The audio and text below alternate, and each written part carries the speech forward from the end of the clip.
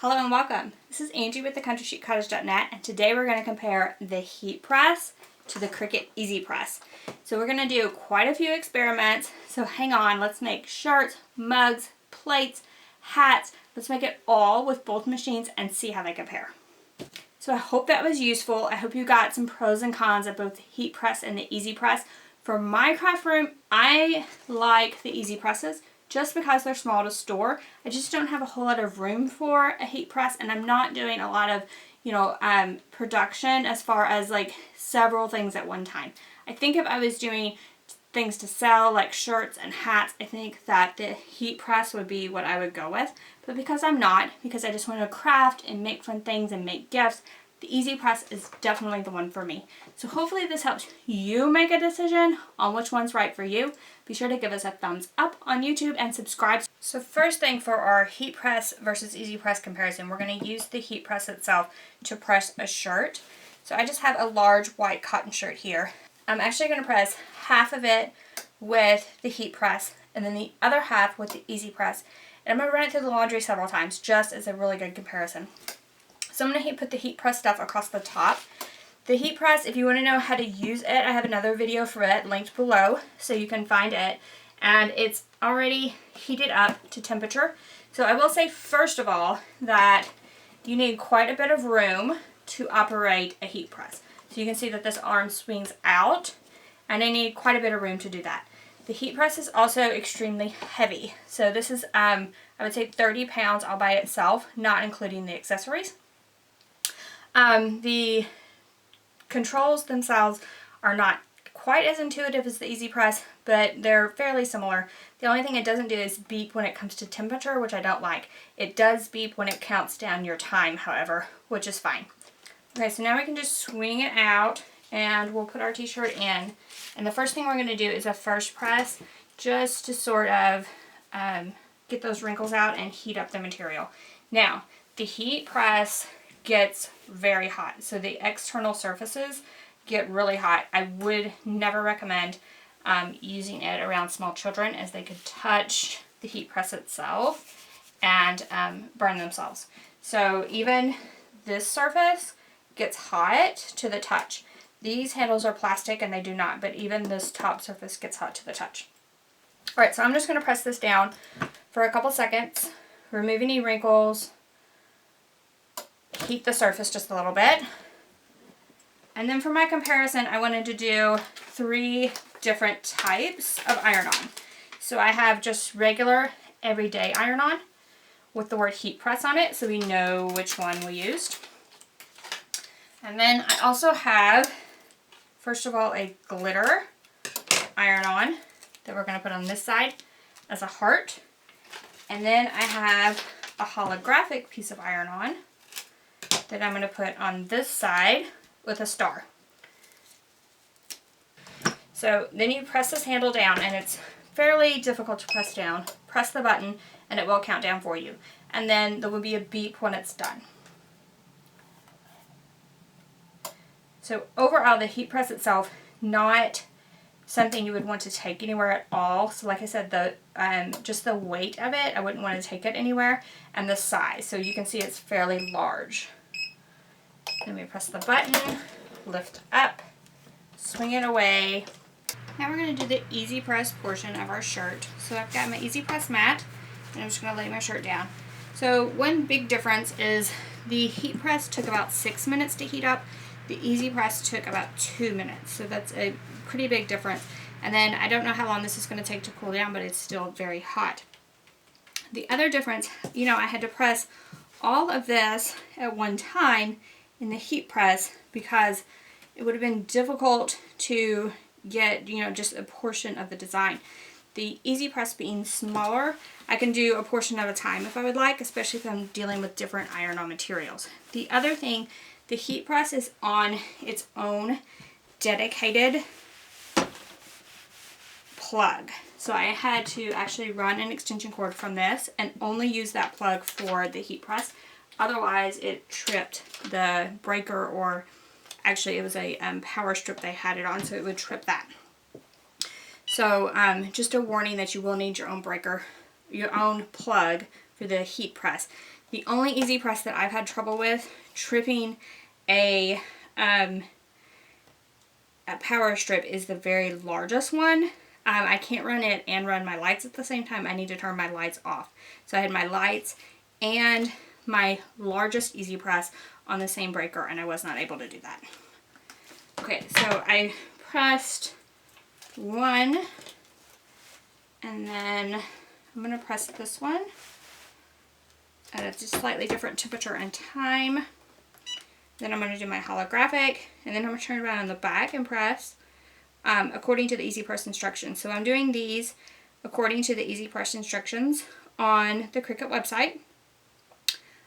You can find settings for those. It's an interactive guide. You just put in what you're pressing on, the material you're pressing to, and if you're using the EasyPress mat or the towel, and it will tell you the time and temperature to use for all those. Now that I've pressed across the front, and I was careful not to touch this iron-on up here that I did with the heat press. I only did the bottom with the EasyPress. Now I'm going to turn it over, and once again, I'm only going to press where the EasyPress experiment is, not the heat press experiment. And once I'm done pressing on the back, I'm just going to flip it over. I'm going to remove the carrier sheets for all of the iron-on. And I'm going to make sure everything is stuck well, just like I would if I was making shirts with either the heat press or the EasyPress. I would absolutely make sure everything was stuck well before giving it to someone as a gift or wearing it. And then I'm going to add this to my laundry for quite a few times. I'm going to document how many times, and then we will see a true comparison of heat press versus EasyPress on a few different iron-on materials and how long they last. So next we're going to add iron-on to actually a plate. So you can add iron-on to a plate using a heat press. So the heat press I have came with 2 plate presses, and you have to take the whole top plate off the heat press. You have to let it cool down, take the whole top plate off, and then add these smaller plates to the heat press. Now, these smaller plates do heat up faster than the larger plate, so it just took a couple minutes to heat up, and then I was able to press some iron-on onto the center of this plate. So the benefit of the heat press and a plate is that these fit inside of the plate. They're round, fit inside, and then this plate was a little smaller than my design, so I just pressed it multiple times around and then had this glitter iron-on that I added. So now I'm going to turn my heat press off, and we're going to try to do a plate with the EasyPress. So I'm going to turn the EasyPress on. So when I cut my iron-on, the number one rule is you always mirror iron-on, right, before you cut it. But in this case, you do not, because we are going to put this on the back of this plate where there's a flat surface, and that way we can use our EasyPress with that flat surface, and then you can see the design through the front. Now, you will want to clean your plate well. So I cleaned it with rubbing alcohol and then allowed it to dry. I did the same in the case for the heat press version. And now I'm just going to flip my plate over. I'm actually going to use the EasyPress mat just to have a cushion under the plate. Now, when glass gets hot, it's breakable, so we're going to use very little pressure across this design. Now, I'm going to use my medium-sized EasyPress. It will fit all the way across this design, and it's heated up, and I'm just going to hit the button. And I'm going to use very light pressure just because I don't want that glass to break. Now, low temperature, low amount of time. We'll see if it's stuck. If it's not, we'll just press again. So when you're dealing with odd materials, I would recommend a low temperature, low amount of time. And it's done. And then we'll just try to peel this back. And it doesn't look like it's quite stuck in all areas, so we'll just do another press.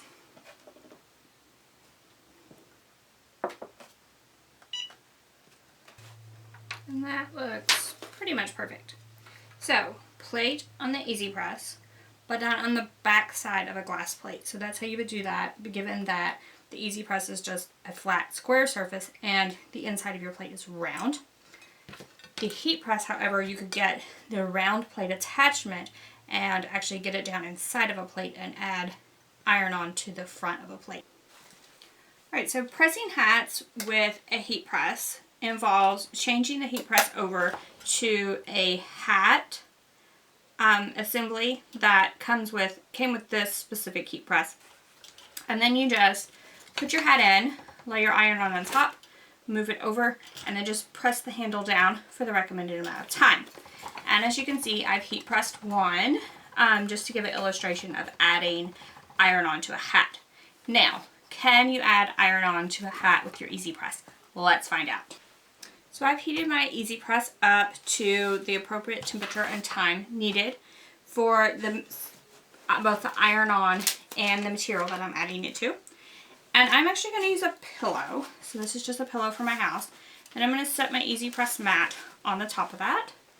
And I chose this pillow because the hat seemed to fit fairly well onto the pillow itself. So I'm going to leave the hat folded, and then I'm just going to kind of try to add it to the pillow, folding the pillow under to give the EasyPress something to push against. And then we'll just add our iron-on to that hat. And for this job, I'm using the smallest EasyPress. So the smallest EasyPress they have. And I'm just going to put it on the hat, hit the button, and press down well. So I think by using the pillow, my surface is a little more rounder, and maybe I'm getting enough pressure on this design. Now this design is a smaller design. I'm not sure if for a larger design, maybe you would have to press a couple of different times with the EasyPress to get that on that curvature of the hat. The heat press, however, will kind of do that curvature for you because the surface itself is curved. And while it is stuck on the sides, in the middle it sort of distorted it. So the hat is round, and the EasyPress was trying to press it flat, and then when I make it back around again for a hat, the iron-on itself is really distorted and does not look good. So I would say for this round, if you were going to press a lot of hats, I would say heat press wins out over EasyPress. So this is a mug that we made with the heat press. So the heat press has this mug attachment, and you just slide your mug in, press it over, and then it will press your iron-on to the mug itself. So super easy to use. I will say that the heated element that you see here kept slipping as I was pressing, so it slips off to one side, and it's hot, so I had trouble like readjusting it to the center, so I'm just kind of using a screwdriver to readjust it. So I will say that that was sort of an issue for me. And then the attachment I have is not tapered, so it's meant more for a perfectly round mug, and my mug just has a slight taper to it. So I just had to press it, move it, press it, move it, all the way down the mug to get the iron-on stuck all the way from the top to bottom. So not a huge deal, but just something to consider. So if you want for presses for different types of mugs, you would have to buy this big attachment for different types of mugs. So keep that in mind. And then this piece is separate from the heat press itself, so you will need to purchase it. And this surface gets fairly warm, but I was still able to touch it. So I wouldn't touch anything as far as the mug itself, this area, but I was able to touch here, here, and the handle is fine. So I was able to touch that. So now let's try this same mug with our EasyPress. So this is just some everyday iron-on that I have completely weeded. And I'm just going to add that to the front of my mug. Now, you might want to have some sort of glove to hold the mug. So we're going to hold the mug in place while we put the EasyPress over the top. So this hand probably needs to be covered with something. And I'm actually just going to grab an old towel. So I'm just going to use an old towel, but you know, like a oven mitt that you would use on your oven would be perfect. So I'm just going to protect my hand with the old towel, and I'm going to hold it by the handle of the mug, and then I have my mat for a little give. So I have my mug down on my mat, and then I have my smallest EasyPress, heat it up to temperature, and what I'm going to try to do is press. So I'm going to press over to this side first. So I'm going to hit my button, press one side, then try to move it to the middle and press, then move it to the other side and press. The very far right of my design on this first press. Then I'm going to move it to the center, press my button, and try to get the center portion. And I do think we'll have to go back over this multiple times, but I would rather heat it up slowly than heat it up too fast. So I'm just going to check. I'm going to put my EasyPress on its base, and I just want to kind of check and make sure I'm correct, and I am. So it will need to be heated up several times in order to work. So we're just going to try again. So after several presses with my EasyPress, I was able to get the iron-on to stick to the mug. So I would say it's comparable to the heat press in the way that the iron-on stuck to the mug and how long it really took me. So I'd say it's about equal as far as how well they do on a mug. So I hope that was useful. I hope you got some pros and cons of both the heat press and the EasyPress. For my craft room, I like the EasyPresses just because they're small to store. I just don't have a whole lot of room for a heat press, and I'm not doing a lot of, production as far as like several things at one time. I think if I was doing things to sell like shirts and hats, I think that the heat press would be what I would go with.